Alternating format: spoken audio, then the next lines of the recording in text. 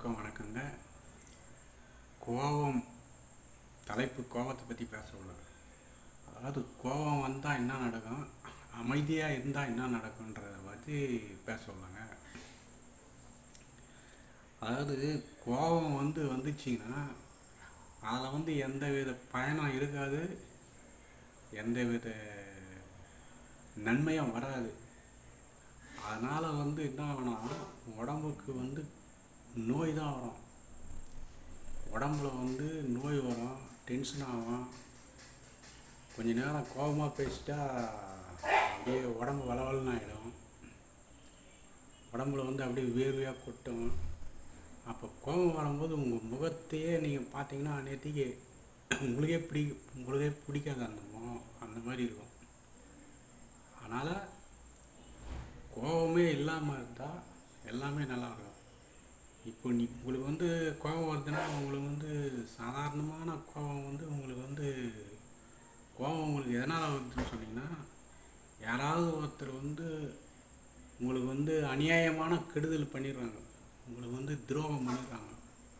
அந்த டைமில் உங்களுக்கு கோபம் அதிகமாக வரும். அன்னைக்கு நார்மலாக எல்லோரும் கோபம் வரது உண்டு தான். ஆனால் இருந்தாலும் அவங்க பண்ண கெடுதல், அவங்க பண்ண அநியாயத்தை அவங்க என்ன பண்ணுறாங்கன்னா, அவங்க பண்ணிவிட்டு அவங்க பாட்டுன்னு ஜாலியாக இருக்கிறாங்க. அவங்களுக்கு அவனுக்கு கஷ்டத்தை கொடுத்துட்டு அவங்க பார்த்து ஜாலியாக இருக்கிறாங்க. ஆனால் நீங்கள் தான் ஃபீலிங் அடைகிறீங்க, டென்ஷன் ஆகிறீங்க, கோவப்படுறீங்க.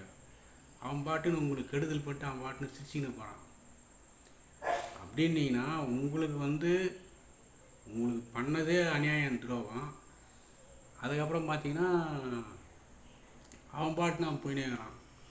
ஆனால் இதுக்கெல்லாம் என்ன ஒரு விஷயம்னு சொன்னீங்கன்னா, நீங்கள் கோவப்படாமல் அமைதியாக இருந்தீங்கன்னா அவன் பயங்கரமாக கஷ்டப்படுவாங்க. உங்களுக்கு துரோகம் பண்ணவங்க, உங்களுக்கு அநியாயம் பண்ணவங்க. நீங்கள் அந்நேரத்துக்கு அமைதி காக்கணும், பொறுமை காக்கணும். அதே மாதிரி பண்ணிங்கன்னா கடவுளே அவங்களுக்கு சீக்கிரமாக உங்களுக்கு அந்த தண்டனையை அந்த கடவுளே தெய்வமே கொடுத்துரும் அவங்களுக்கு. ஏன்னா உங்கள் மேலே எந்த தப்பும் இல்லை, நீங்கள் நேர்மையான வழியில் போயின்னு இருக்கீங்க, நீங்கள் நியாயமாக நடத்துக்கிறீங்க அப்படின்றதுனால உங்கள் மனசுக்கு அதனால தான் உங்களுக்கு கோபம் அதிகமாக வந்துடுது. உங்களுக்கு கோபம் வர்றதுக்கு காரணம் என்னென்னா, இந்தமாரி அநியாயமாக தவறு பண்ணிவிட்டு அவன் பண்ணாத மாதிரி அப்படியே பேசுவானுங்க. அதனால தான் ஒரு மனுஷனுக்கு ரொம்ப அதிகமான கோபம் வர்றது, அந்த மாதிரி விஷயம் வர்றதுனால தான் இந்த மாதிரி இருக்குது. உங்களுக்கு துரோகம் பண்ணிட்டான், உங்களுக்கு அநியாயம் பண்ணிட்டான்னா அதை பற்றி நீங்கள் கவலையப்படாதீங்க. ஏன்னா அவன் ஏதோ பெரிய அவர் ஏதோ ஒரு பெரிய கஷ்டத்தில் போய் மாட்ட போகிறாங்கன்னு அர்த்தம்.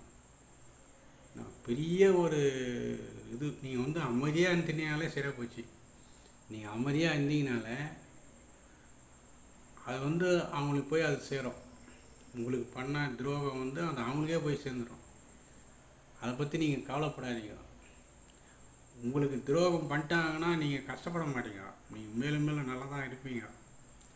உங்களுக்கு கெடுதல் பண்ணுறான், உங்களுக்கு அநியாயம் பண்ணுறான்னா அதை பற்றி நீங்கள் கவலைப்படாதீங்க. கடவுளே அவருக்கு சரியான தீர்ப்பு கொடுத்துருவார். அதனால் நீங்கள் கோவப்படுறதுனாலையோ வருத்தப்படுறதுனாலையோ எதுவுமே பயன் கிடையாது. நீங்கள் கடவுள்கிட்டே ஒப்படைச்சிடுங்க, கடவுளையே பார்த்துக்குவார்.